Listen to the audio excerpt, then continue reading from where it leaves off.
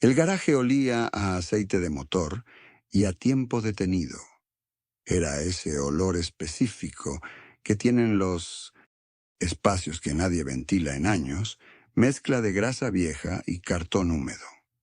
Andrés había llegado esa mañana con la intención de vaciar todo antes del fin de semana, cuando el comprador vendría a firmar los papeles de la casa.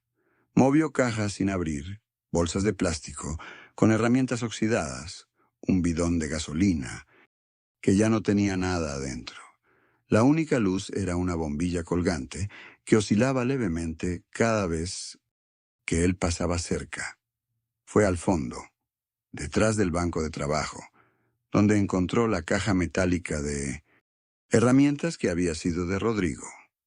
Era verde, del tipo que se consiguen en ferreterías de barrio, con el cierre oxidado en las esquinas. La abrió esperando encontrar llaves inglesas o ceguetas.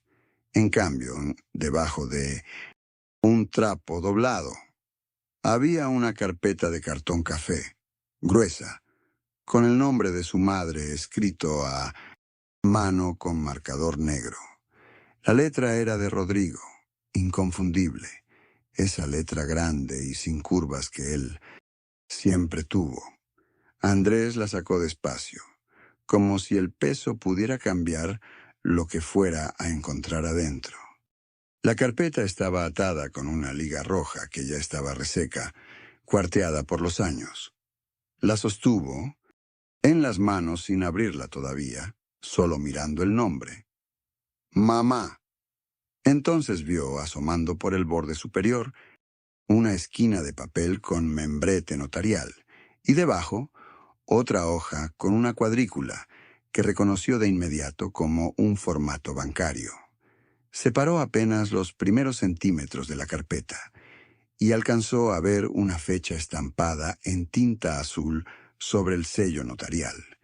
Era de 8 meses antes de que su madre muriera. Cerró la carpeta sin terminar de abrirla. Se quedó parado bajo esa bombilla que oscilaba, con el cartón entre los brazos, en un garaje que ya no era de nadie, preguntándose qué había hecho su hermano con el nombre de su madre, mientras ella todavía estaba viva. Marcos tenía 19 años, cuando su padre dejó una nota sobre la mesa de la cocina, y no volvió. La nota decía que necesitaba tiempo. Nunca especificó cuánto. Esa misma semana, Marcos fue a la oficina de admisiones de la universidad y firmó la baja temporal del segundo semestre. Guardó el comprobante en un folder azul, junto con los primeros recibos de la ferretería donde empezó a trabajar 3 días después. Ese folder todavía existe. Está en el cajón inferior del escritorio de su cuarto, detrás de unos manuales que nadie lee. Durante 4 años, Marcos pagó la renta, el gas, la luz y los útiles escolares de Rodrigo sin llevar una cuenta visible. Llevaba la cuenta de todas formas, pero en ese folder, no en conversaciones. Nunca dijo, te debo tanto, ni me debes tanto. Simplemente pagaba y guardaba el recibo, como quien archiva documentos de una empresa que solo él administra. Rodrigo terminó el bachillerato. Entró a la universidad pública. Se graduó en sistemas con una ceremonia a la que Marcos asistió de traje prestado. Marcos nunca volvió a inscribirse. Ese dato no tiene en esta historia el peso de una queja. Tiene el peso de un hecho que con los años dejó de parecer una pérdida y empezó a parecer simplemente lo que ocurrió. Cuando la madre enfermó, 4 años después, fue Marcos quien llamó a las agencias, quien entrevistó a los cuidadores, quien pagó a Carmen de lunes a viernes para que su madre no estuviera sola durante el día. Rodrigo vivía a 40 minutos en coche, en un departamento con sala amplia y estacionamiento para 2 autos.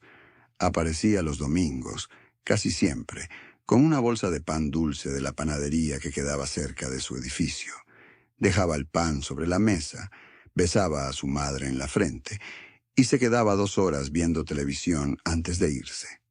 Marcos no lo juzgaba por eso, o al menos eso se decía. Un domingo de octubre, mientras Carmen doblaba ropa en el cuarto de la madre, ésta tomó la mano de Marcos y le dijo que él era el que siempre había estado. Lo dijo sin dramatismo, como quien constata algo tan obvio que casi no vale la pena nombrarlo. Marcos apretó esa mano y no respondió nada. Guardó la frase en algún lugar sin nombre, de la misma manera en que guardaba los recibos. No para cobrarla, sino para saber que existía. 3 días después de encontrar la carpeta, el teléfono de Marcos sonó mientras el agua empezaba a hervir. En la estufa. Era una voz de mujer, tranquila, con el tono neutro de quien hace 20 llamadas, iguales cada mañana. Preguntó si hablaba con el señor Marcos Villanueva, y cuando él dijo que sí, la mujer continuó como si todo fuera un trámite ordinario. Le explicó que llamaba de la notaría Herrera y Asociados para confirmar si pasaría a recoger la copia del expediente que su hermano había solicitado en su nombre hacía 2 años. Marcos no entendió la pregunta. La mujer lo interpretó como duda de agenda y repitió la dirección, el número de expediente y el horario de atención con la misma calma de antes.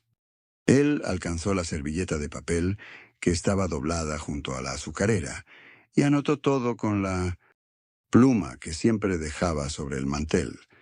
El agua hervía detrás de él y el vapor comenzó a condensarse en los azulejos blancos de la cocina, pero Marcos no se movió a apagarla.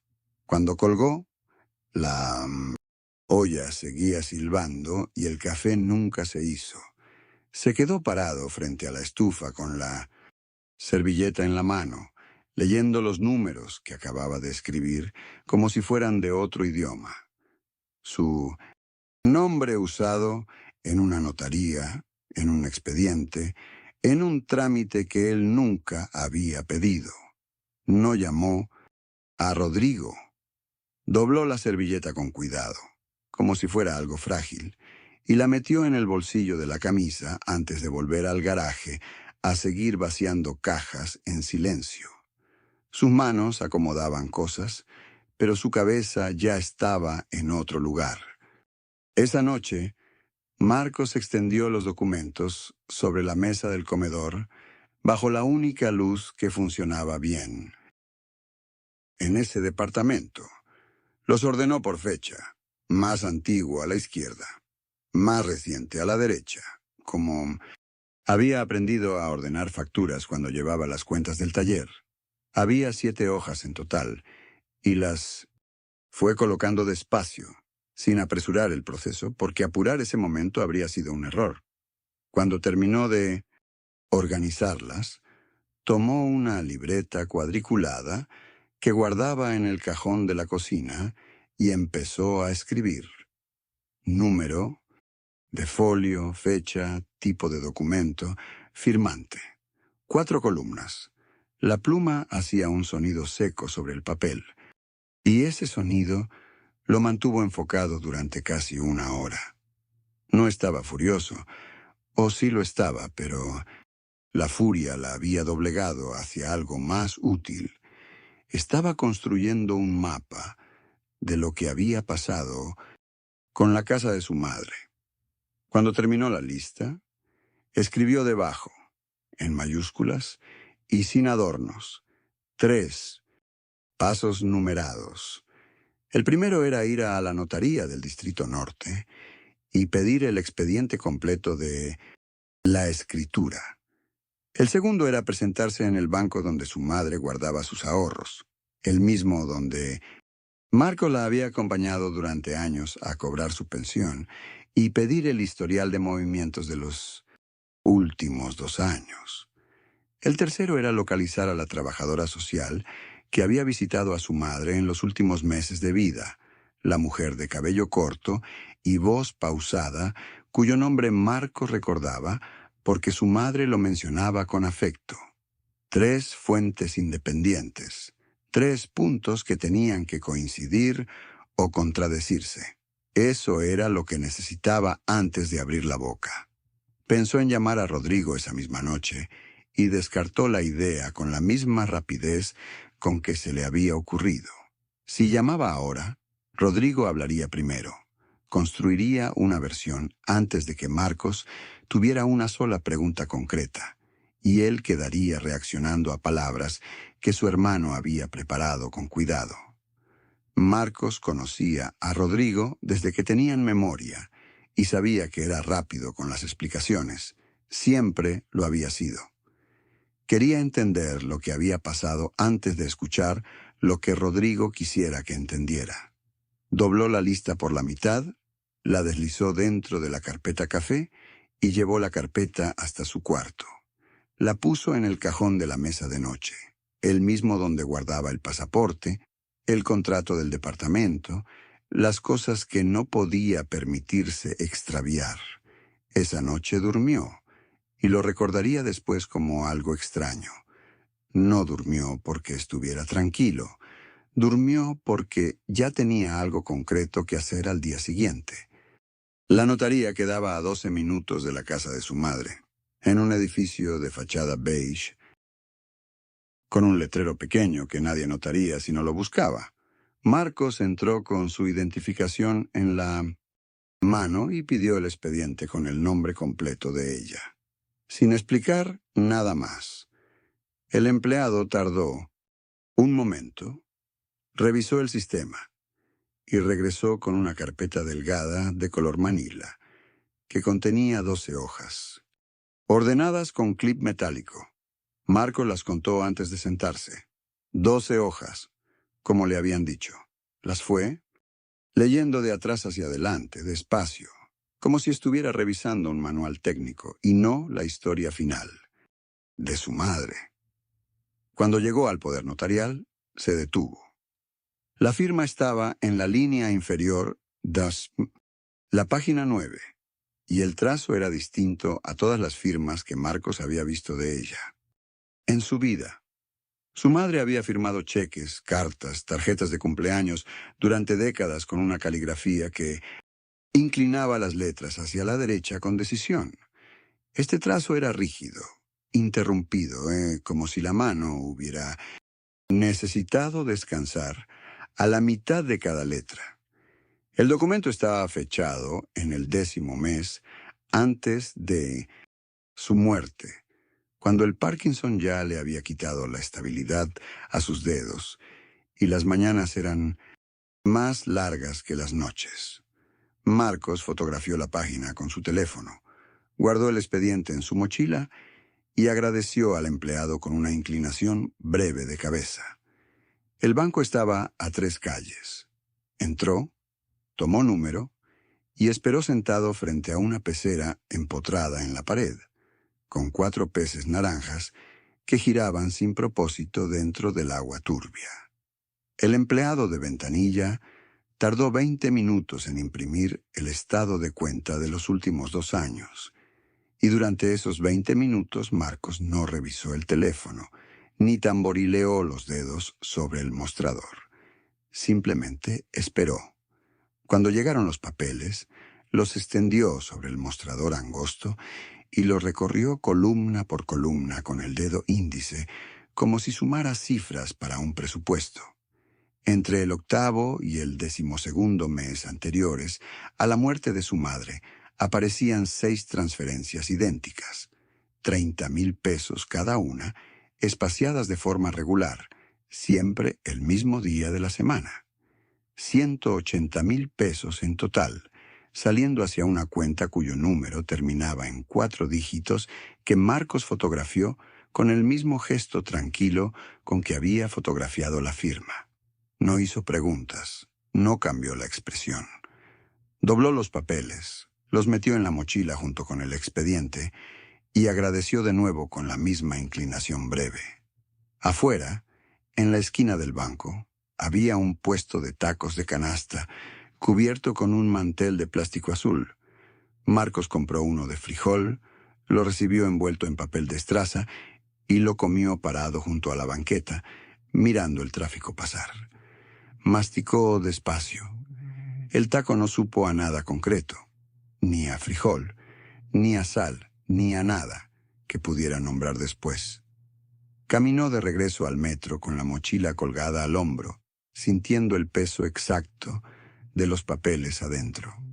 Cuando llegó a casa, abrió la libreta que había dejado sobre la mesa de la cocina, la misma donde había trazado los 3 pasos de su plan la noche anterior, y escribió con letra pequeña y sin adornos: transferencias confirmadas, firma cuestionable, verificar cuenta receptora. Después trazó una línea sobre los 2 primeros puntos de la lista, los que correspondían a la notaría y al banco, y quedó mirando el tercero: la trabajadora social que había acompañado a su madre durante los últimos meses. Buscó el número en los documentos del garaje. Lo encontró anotado en una hoja de bloc con membrete del IMSS y marcó antes de que pudiera pensar demasiado en lo que esperaba escuchar. Leticia tenía una letra pequeña y ordenada, el tipo de letra de alguien que aprendió a escribir con cuidado porque lo que escribía importaba.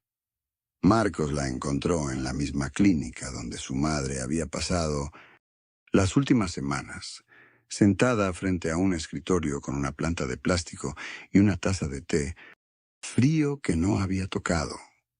Le bastó decirle el nombre completo de su madre para que algo en la cara de Leticia cambiara, una contracción mínima, el gesto de alguien que recuerda un caso que le dejó una incomodidad sin resolver. Sacó la bitácora sin que Marcos tuviera que pedírsela 2 veces y la abrió en la página correcta, como si hubiera estado esperando que alguien viniera a leerla. Ahí estaba, en esa letra pequeña y ordenada. La señora preguntaba por el otro hijo, el que no venía, y decía que no entendía por qué se había ido tan lejos sin despedirse.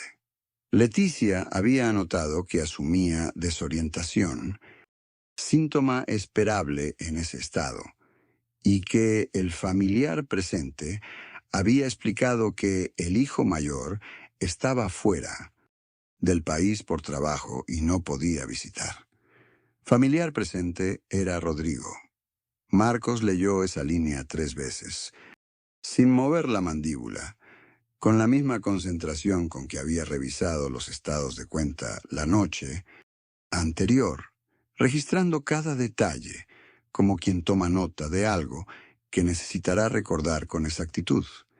Leticia le dijo que su madre preguntó por él hasta muy cerca del final y que parecía extrañarlo, con una claridad que no tenía para otras cosas. Marcos le agradeció.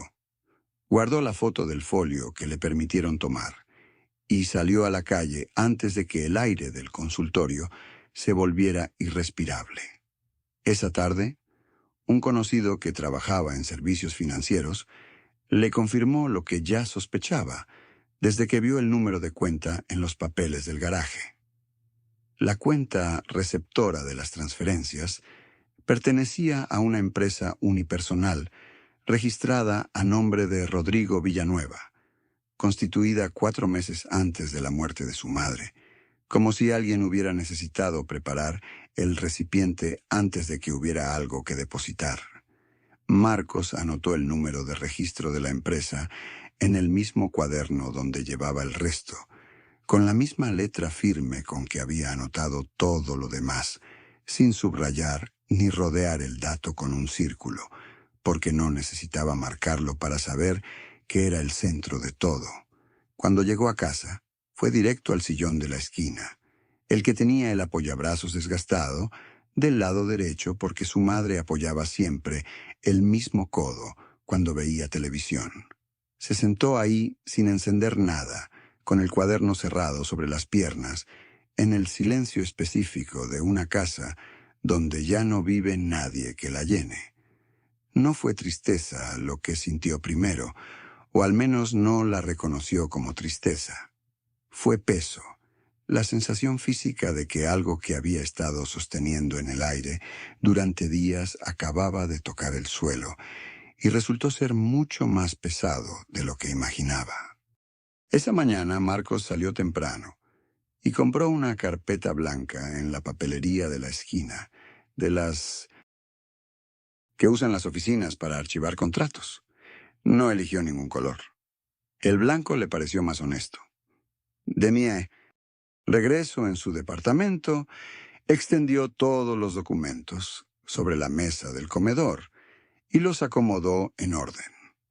Cronológico, empezando por la fecha del diagnóstico de su madre y terminando con los estados de cuenta que había fotografiado en la notaría. Cada hoja entró en la carpeta con una lógica que él mismo no habría podido explicar en voz alta, pero que sus manos ejecutaron sin dudar. Lo llamó expediente, solo para sí mismo, como si nombrarlo así le diera el peso que merecía. Después se sentó y lo leyó, completo, de principio a fin, como si fuera la primera vez, aunque ya conocía cada línea. Quería ver si algo no encajaba. Todo encajaba. Esa noche marcó el número de Rodrigo y esperó 3 tonos antes de que contestara. Le dijo que necesitaba verlo el sábado para hablar de los últimos trámites de la casa, un pretexto que era casi verdad.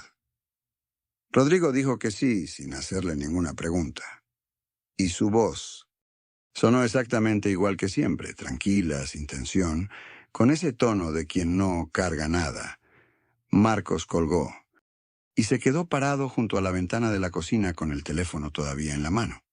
Lo que más le pesó no fue la confirmación de lo que sabía, sino eso. La voz de su hermano sonando completamente normal. Más tarde, antes de apagar la luz, se quedó mirando la foto pegada en el refrigerador con un imán de plástico amarillo que su madre había traído de un viaje a Guadalajara hace años.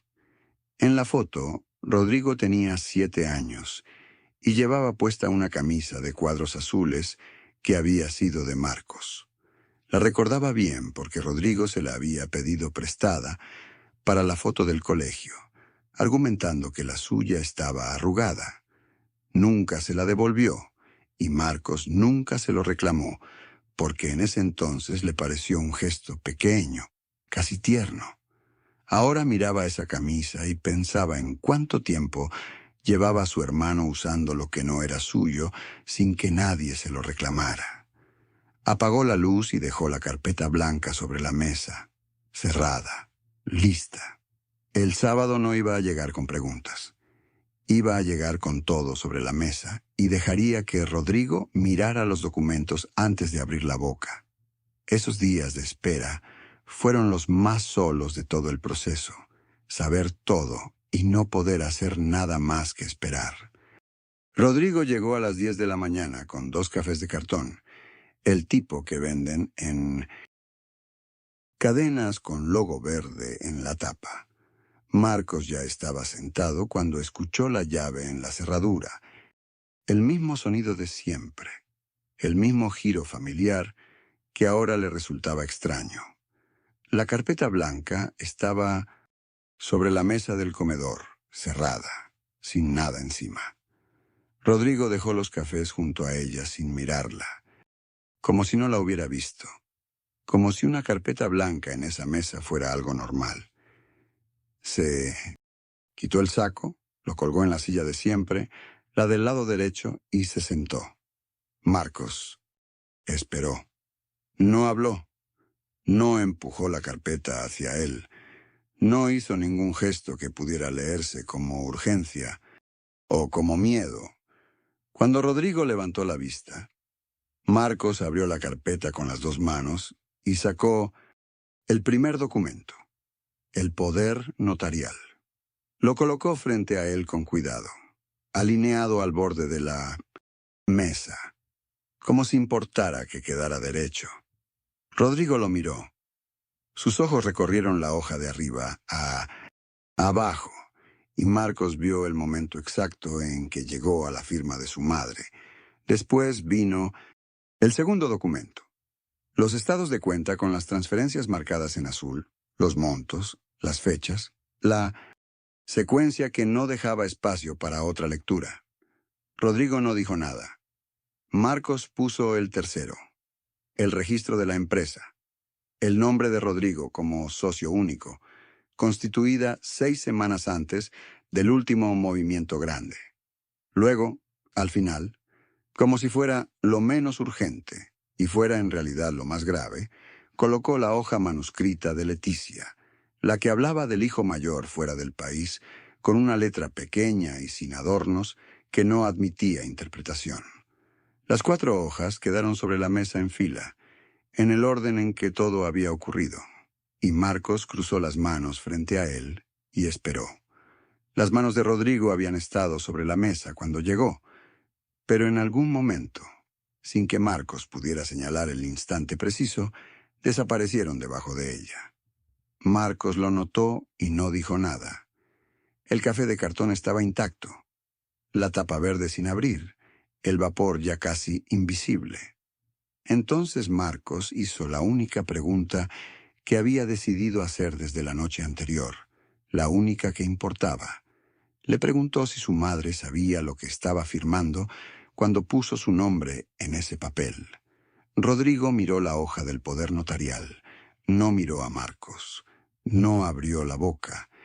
El silencio duró lo suficiente para que la respuesta fuera completamente clara. Más clara que cualquier palabra que Rodrigo hubiera podido pronunciar.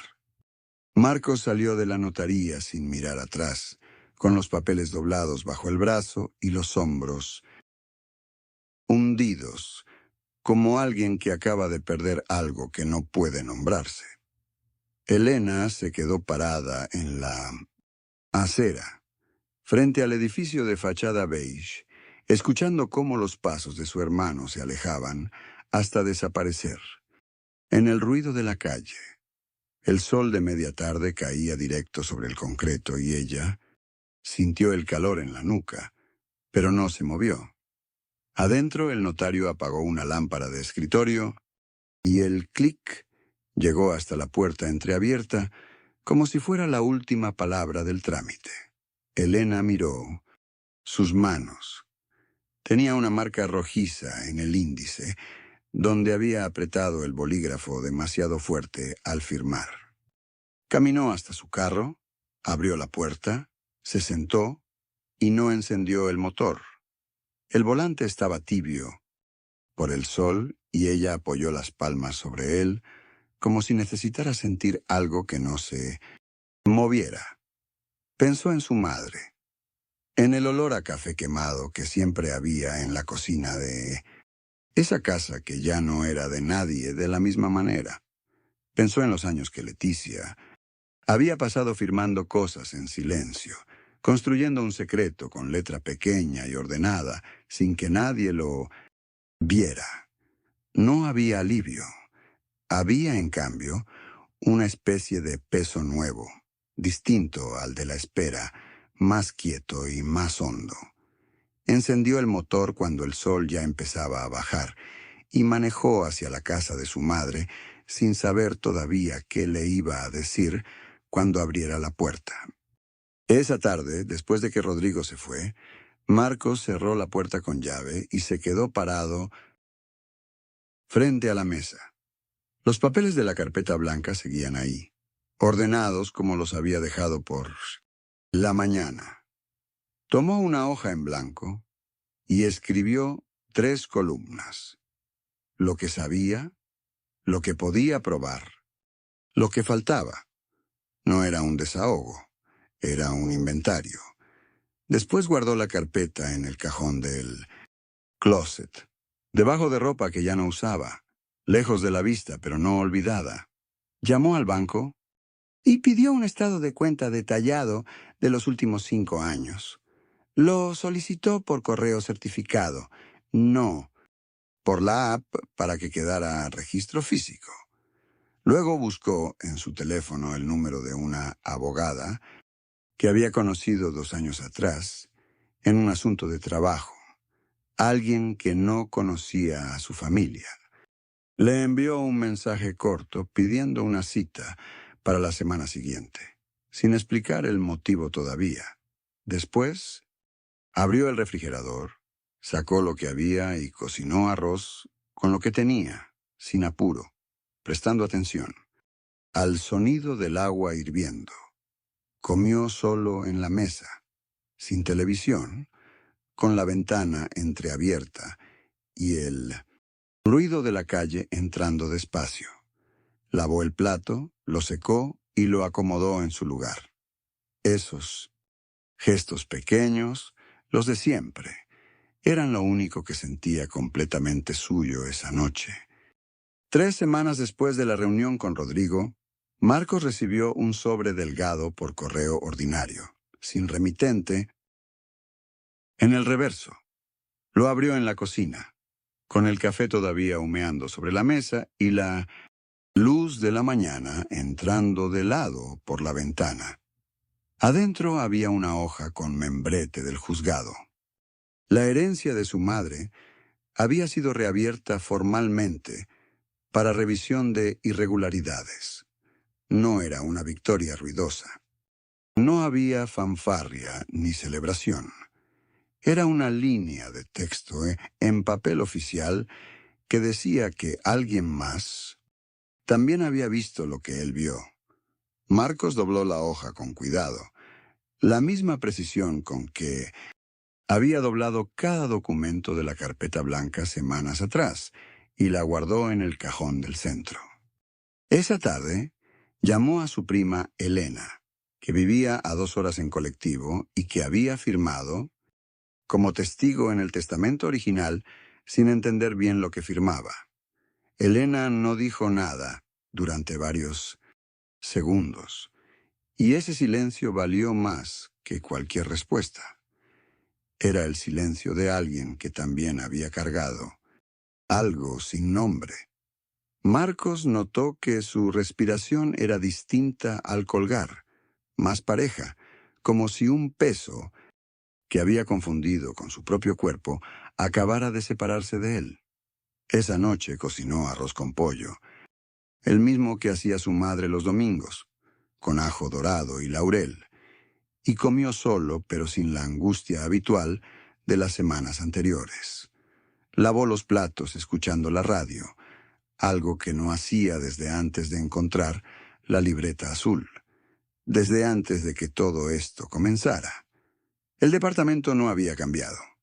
Las mismas paredes, el mismo olor a humedad en el baño, el mismo chirrido del piso cerca de la puerta. Pero algo en la forma en que Marcos se movía dentro de ese espacio era distinto, más deliberado, como quien conoce el terreno después de haberse perdido en él. La carpeta blanca seguía sobre el estante, visible, ya sin el peso de un secreto adentro, sino con el peso más manejable de una verdad en proceso. Marcos cerró la carpeta blanca y la dejó sobre la mesa, como quien deja caer un peso que cargó demasiado tiempo. Rodrigo no se fue de inmediato. Se quedó sentado con el café frío entre las manos, mirando el piso de madera gastada, sin decir nada más. No hacía falta.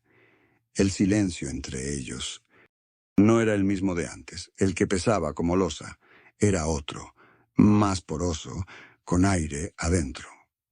Marcos se levantó, fue a la cocina y abrió la llave del agua. Lavó los 2 vasos, aunque estaban casi limpios, solo para tener algo concreto que hacer con las manos. El sonido del agua corriendo llenó el departamento por unos segundos y fue suficiente para romper algo interno que llevaba semanas endurecido. No era perdón, no todavía. Era apenas el reconocimiento de que el daño había tenido testigos, de que alguien más había visto la herida y no había salido corriendo. Cuando volvió a la sala, Rodrigo había apilado los papeles con cuidado y los había vuelto a meter dentro de la carpeta, sin que nadie se lo pidiera. Ese gesto pequeño, ordenar lo que estaba roto, hizo que Marcos sintiera algo parecido al alivio. No euforia, sino el alivio lento de soltar. Tomó la carpeta, la puso en el cajón inferior del escritorio y empujó el cajón hasta que hizo clic. No la escondió, la archivó. Esa diferencia, mínima para cualquiera, era para él la distancia exacta entre seguir siendo víctima y empezar a ser otra cosa. Marcos fue hasta el cajón, donde guardaba la caja de madera con el cierre de latón, la misma que había encontrado debajo de la cama de su madre el día que todo comenzó. La sacó despacio, como si el peso que tenía adentro pudiera derramarse si la movía brusco. La dejó sobre la mesa de la cocina junto a la taza de café que ya estaba fría y la abrió por primera. Ves sin miedo. Las cartas seguían ahí, dobladas en 3, con la letra apretada de Rodrigo en los sobres amarillentos. Pero ahora también estaba el cheque que había llegado en el sobre sin remitente y el papel firmado, donde su hermano reconocía por escrito lo que había hecho con la herencia de su madre. Durante 4 años, Marcos puso el cheque encima de las cartas, cerró la caja y apretó el cierre. Delató con el pulgar hasta escuchar el clic seco que siempre hacía. No iba a devolver la caja a ningún cajón. La llevó al cuarto donde dormía su madre los últimos meses. Puso la caja sobre la cómoda, frente a la foto donde los 3 aparecían juntos en la playa, y la dejó ahí, visible, sin esconderla. Esa noche durmió con la puerta de ese cuarto abierta, por primera vez en 2 años, y el silencio de la casa ya no le pesaba igual que antes.